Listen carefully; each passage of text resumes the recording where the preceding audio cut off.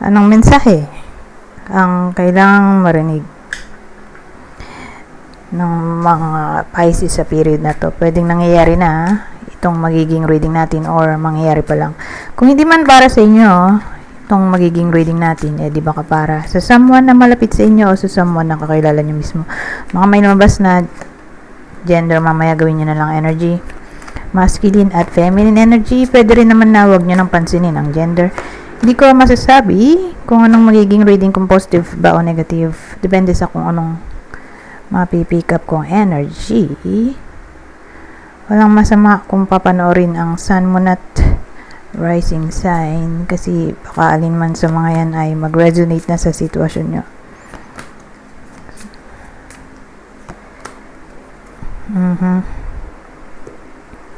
Ayusin ko lang sandali para presentable naman.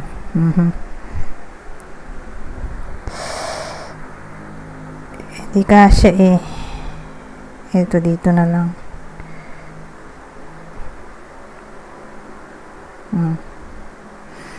Problema ko tong ilaw. Kaya lang didilim. Ayan. Nasira na. Teka lang. So, wag na natin pansinin yung ilaw. Nakalagay naman ay page of wands, page. Oh, double page pala to. Chariot. Page of wands, page of swords, the chariot. Ito. Rider, fish.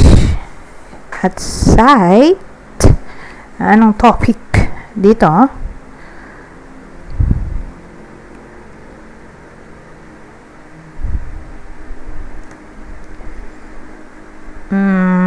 Naisip ko kung ano ba to, career,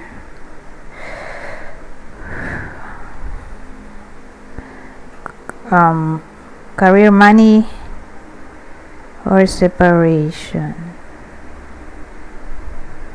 Nagdagan pa nga natin ng isa.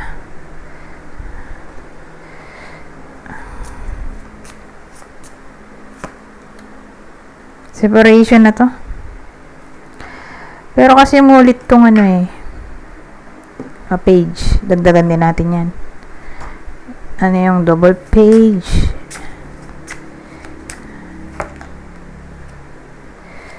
So, yung double page, kinlarify ng the fool. So, anong topic nga? More like separation,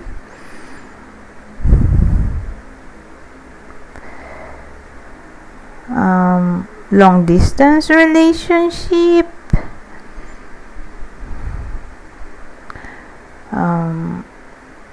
ano pa bang clue? Pwede nating maging pang-identify kung para sa inyo ba yung reading o hindi. So again, long distance relationship, or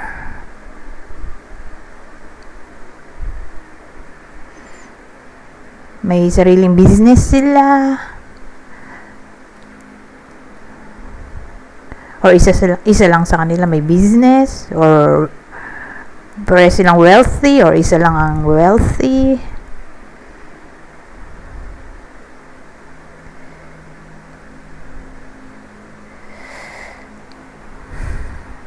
Or may someone na alcoholic. So again, kunin nyo lang yung clue na sa tingin nyo ay fit sa sitwasyon nyo. So kung dito tumatama sa inyo, di baka tumama dun sa kakilala nyo.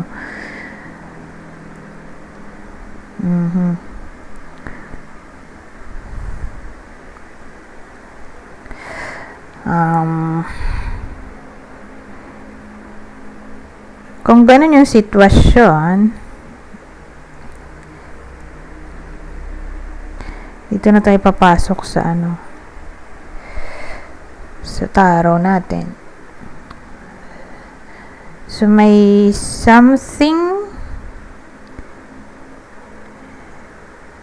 na maaring makaapekto sa relasyon dito. Parang may third party involved. Pero hindi naman siya, other person na relationship partner. More like someone younger, like kids, children, younger sibling, or younger friend. Parang malapit sa bida natin. Siyempre, bida natin ay Pisces, di ba? May someone na malapit sa Pisces na, yun nga, young. Kasi may double page na pwedeng maka-influence sa sitwasyon na to.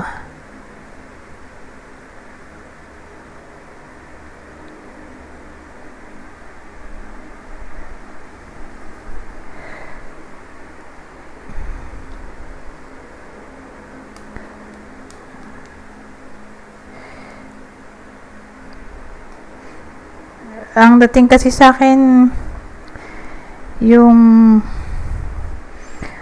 presence ng the Fool, parang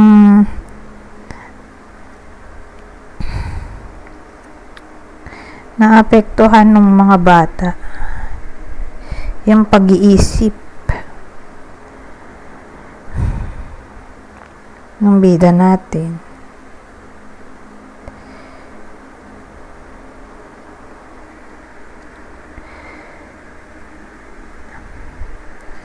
Since nandito rin yung Chariot, parang may control.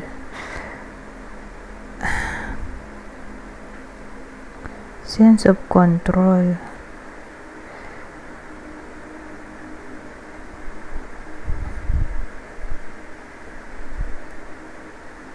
Maganda kung dagdagan pa natin ng mga information. Parang kulang Kulang sa idea. Pero again, separation reading na to. Baka ayaw na ng mga anak. Kung may anak sila, ayaw na ng mga anak na magkabalikan pa sila. Kaya, biruin mo, nagpartner tong site, pati coffin. Or kung walang anak, edi may sibling or friend na young. Sabida natin na, yun nga, nag-a-advise na huwag na makipagbalikan. Pero again, maganda kung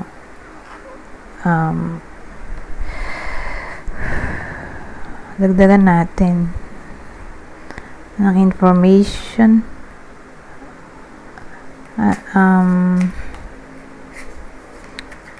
Ano bang maganda? Ito o yung isa?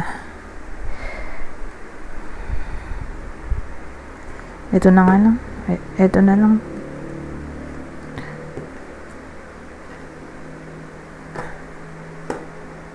Ito.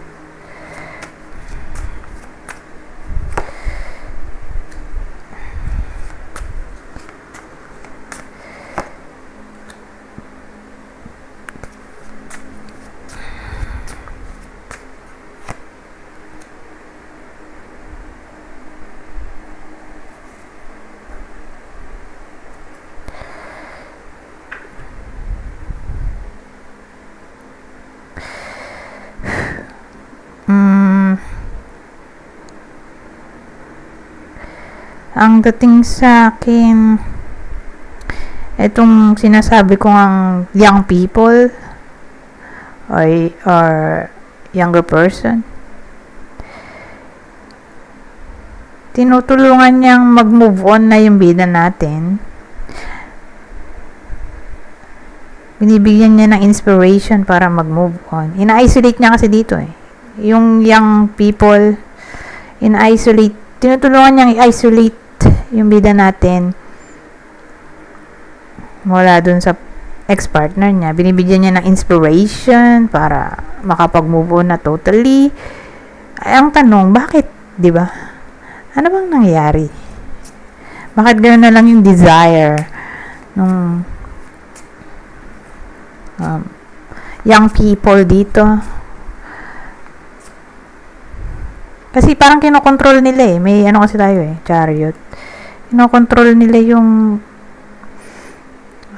decision making ng bida natin. Pero ano bang nangyari, di ba?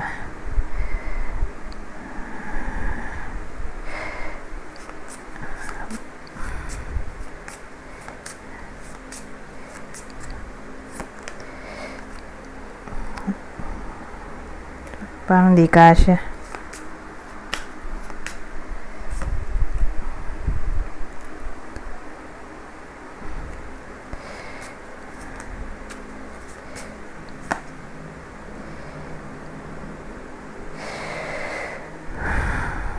Ano eh, may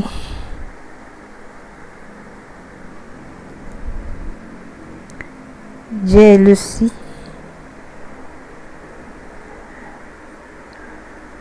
Ano yun, jealousy? O baka may other person, pero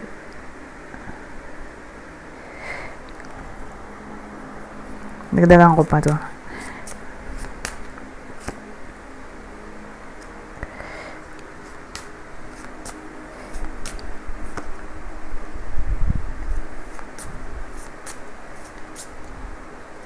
Kasi, again, jealousy in business, pero ang weird naman, no? Kung in business.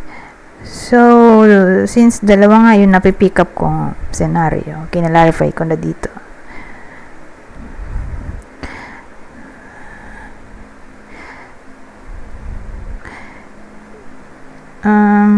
Oo. May tendency nga ng jealousy or other person sa senaryong to. Kaya lang kasi, kung may third party na nangyari, nahuli agad, or di pa sila nagtatagal, na booking agad, or saglit lang yung naging connection nila nung partner at other person.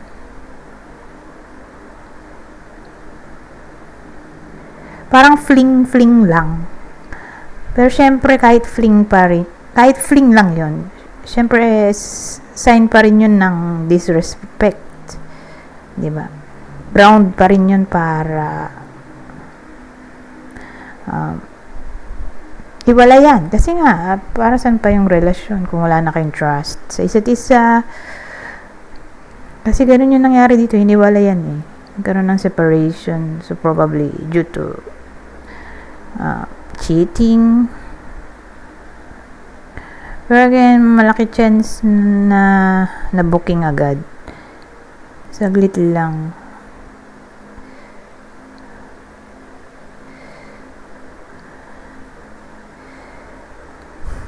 So, ganun dating sa akin.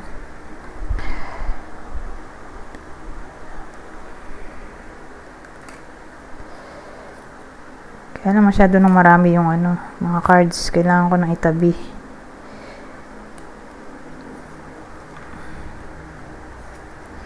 So, yun yung reason kung bakit gano'n na lang yung tawag dito, concern nung young people dito or younger person na malapit sa Pisces, na ilayo yung Pisces dun sa partner niya kasi nga niloko siya nung partner niya.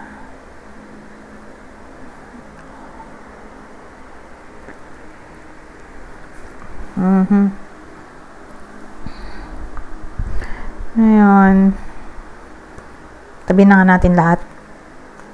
Mag-iba na ako ng deck.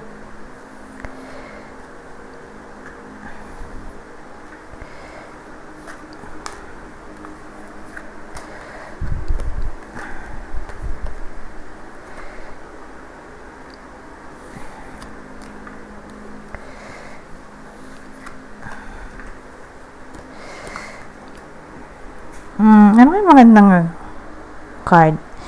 So, gamitin ko tong Oracle kasi bihira ako naman gamitin to. Sayang naman. Teka lang. Ayun. Nagulo. Teka. Ayaw mo na nga. Nagulo yung lagayan. So, dito tayo sa Dark Confessions of the Soul. So, babasahin ko na lang to para mabilis. Kunin nyo lang yung information na sa tingin nyo ay fit sa sitwasyon nyo. Kumbaga, dagdag info lang to. Para magkaroon tayo ng idea. Iba pang idea sa nangyari.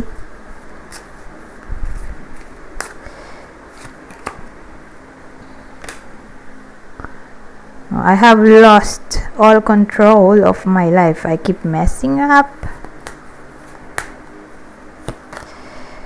We are living two separate lives. Oo, kasi separation reading na nga to eh. I am afraid that your feelings for me are not mutual or not the same anymore. Madali na maintindihan yan, di ba? So, hindi ko na siya tagalogin. Kuha pa ba ako ng ibang deck?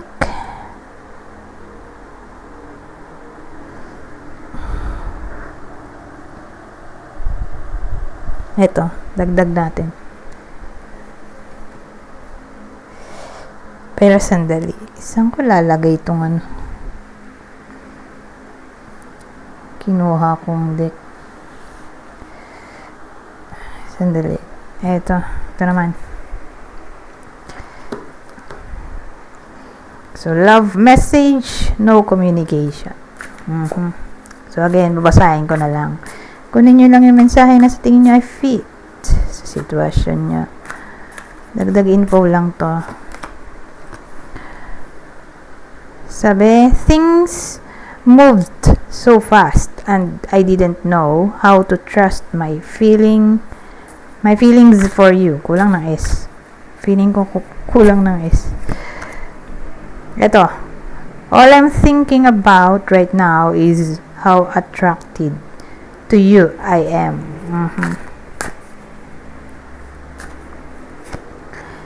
Ito.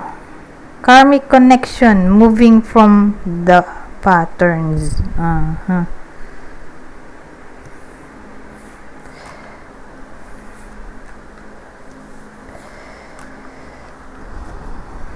Teka, saan ko naman ilalagay ito? Masikip na.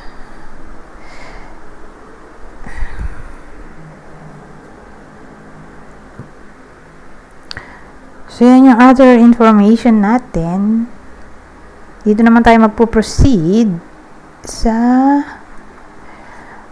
zodiac sign. Possible zodiac sign ng partner. Teka, umiinit yung laptop ko. Sandali. Dito tayo sa possible zodiac sign ng partner ng Pisces sa reading na to.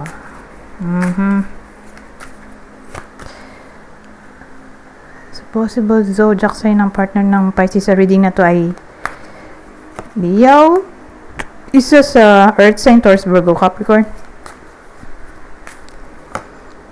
or Leo again. Umulit Leo eh.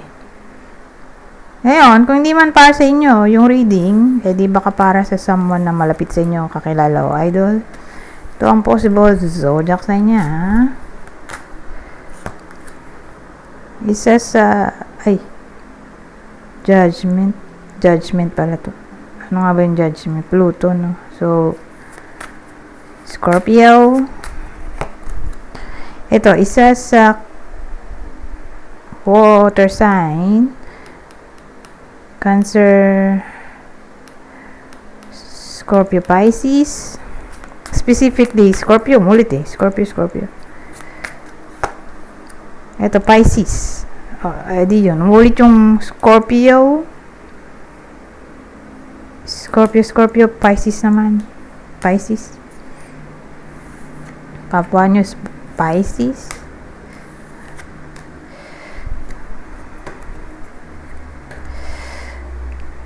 Ngayon, dito naman tayo sa itsura para magkaroon tayo ng idea ano itsura.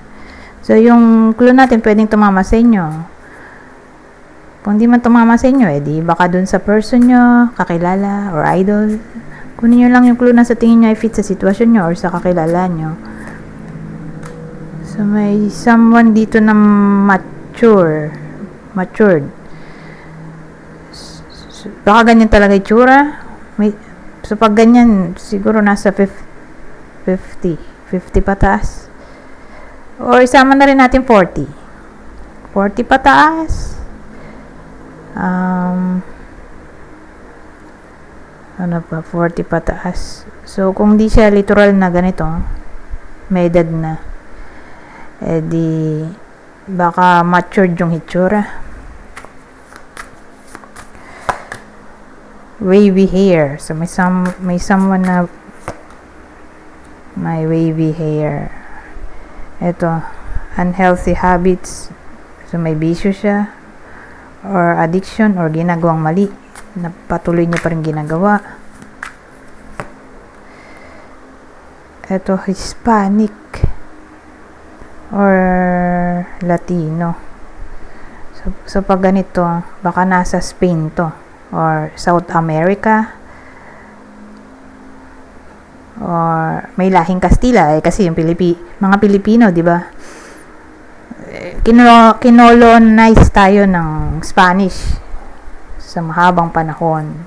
So baka may lahing Spanish nga.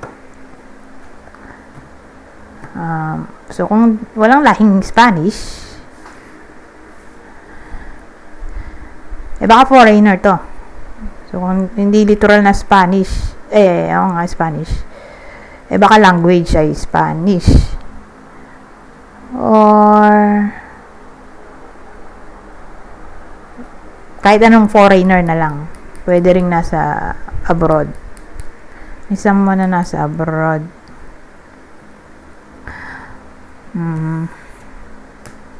Sa bagay, long distance relationship to, di ba? Dun sa clue natin kanina. Sa Lenormand.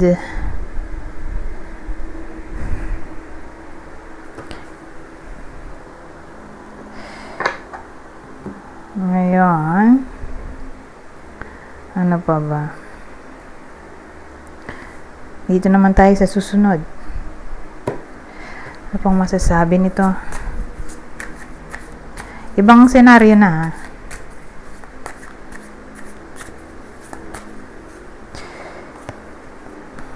Sa ibang senaryo, minsan nagdurugtong yung kwento, minsan hindi. Pero tingnan natin.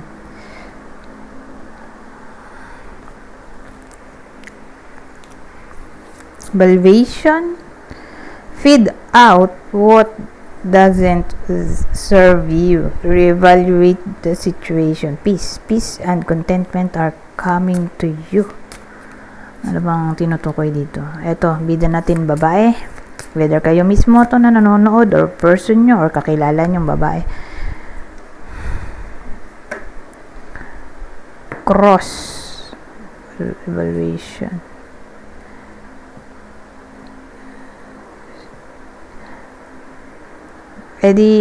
Ang dating sa akin, may tendency na ma-overcome ang challenge dito sa period na to. Paano? Through evaluation or re-evaluation, self-reflection. May kailangan baguhin ba para makuha tong peace or para matapos yung problema? Kasi may cross tayo So ang dating sa akin, may crisis. May crisis dito or problem in general. So in short, matatapos ng problema, kakaroon ng peace of mind through re-evaluation or evaluation So, pag ganun kasi, kailangan ng changes. So, may something na kailangan i-let go. Something na hindi nagsuserve na ng purpose.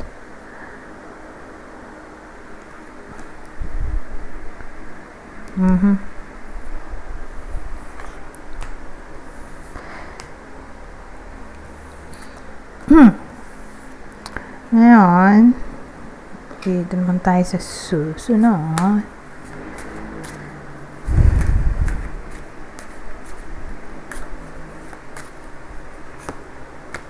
Ito, wisdom. Pero basahin din natin yan. Wisdom, knowledge gained through experiences or from a wise counselor. Realignment shift your perspective for a gained sense of clarity. Ano yun? Anong topic ba ang tinutukoy dito?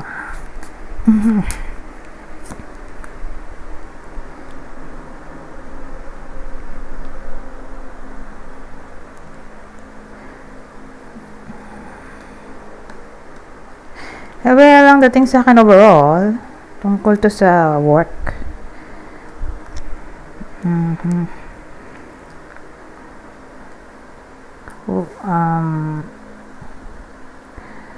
May wisdom may matututunan na wisdom ang Pisces sa workplace nila.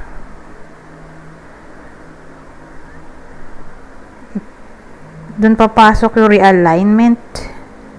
Shift your perspective for a gained sense of clarity. So again,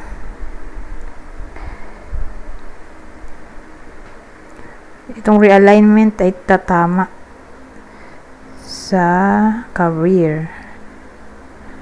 Networking kasi ito. Ito ay employment.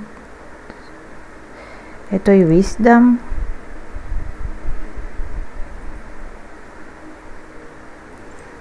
So in short,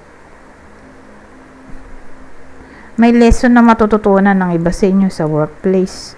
At yun na magkukos ng realignment na may kinalaman sa clarity.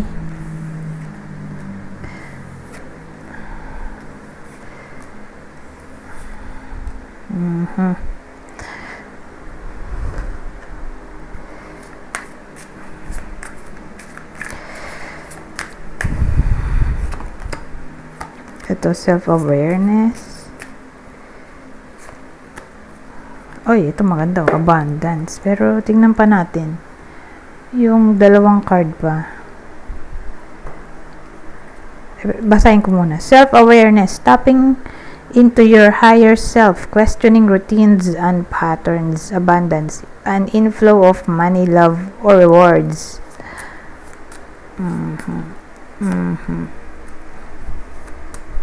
Ship.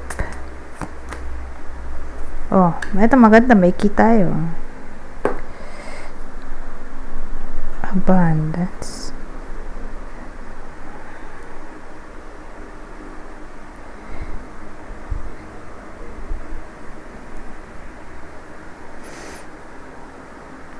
So,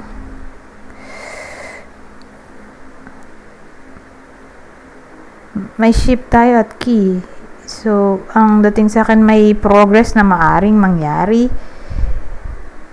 At ang progress ay may kinalaman sa abundance. At ang abundance ay hindi lang may kinalaman sa money, kundi pwedeng may kinalaman din sa love, rewards, or career.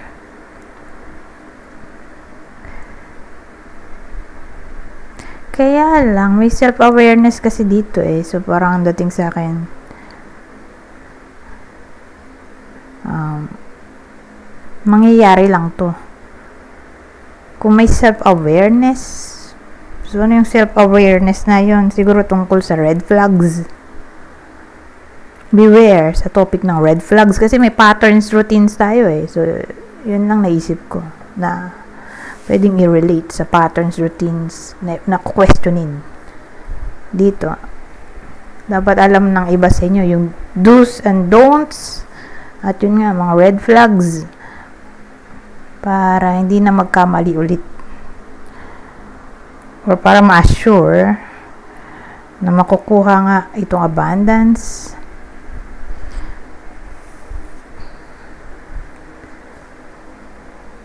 Or i-priority ang sarili. May self-awareness kasi. Karoon ng self-priority, self-awareness, or basta tungkol sa self-respect, self-confidence, i-build ang sarili. Pwede rin ganun. Or i-priority ang sarili.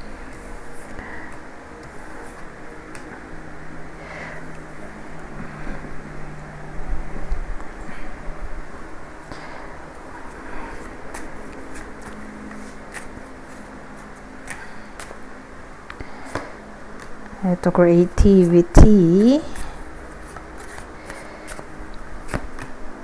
Ito, new opportunity. So, sabi, creativity, have fun, express yourself in new ways, a new opportunity, insights gained from a new experience, job, or partner. Teka.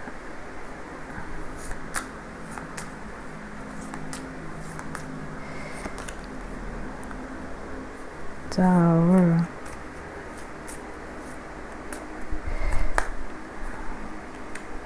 Oh.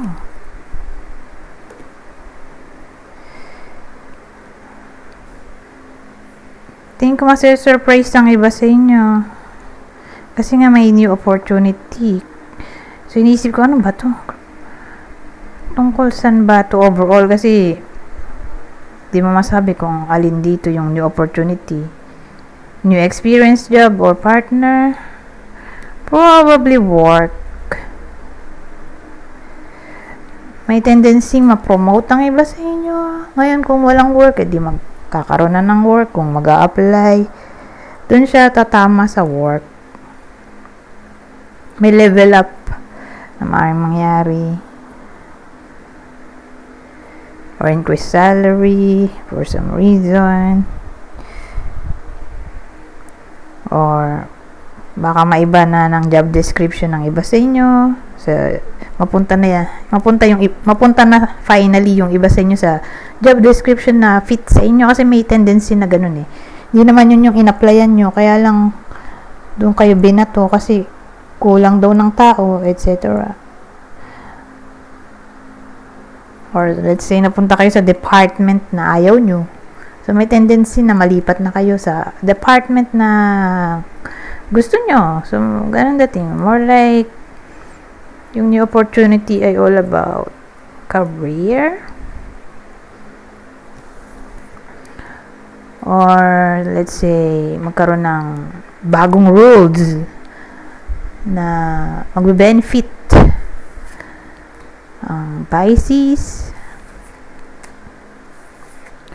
Or new update sa rules and regulations.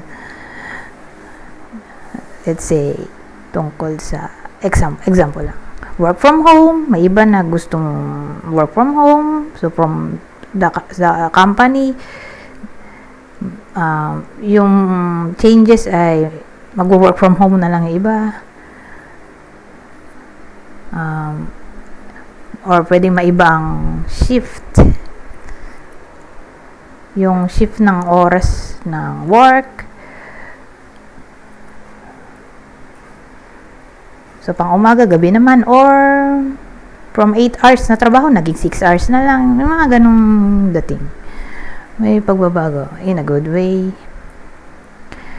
Anyways. Dito naman tayo sa huling deck na. Sa huling deck na tayo. Babasahin ko na lang to para mabilis. Kunin nyo lang yung mensahe na sa tingin nyo ay fit sa sitwasyon nyo. General advice at prediction na to sa period na to. Ayun. Meron na tayong unang card. Kaya lang mukhang di mababasa.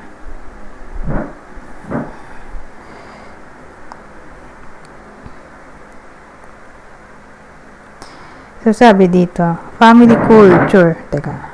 Learn more about your family stories and history.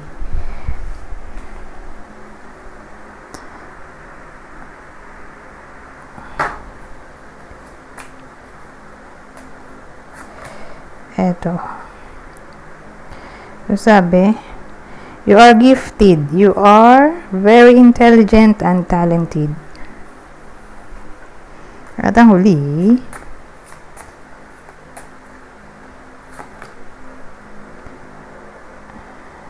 so sabi, brothers and sisters, to get along with others, see the love and the best within them. Anyways, hanggang dito na lang. Goodbye. For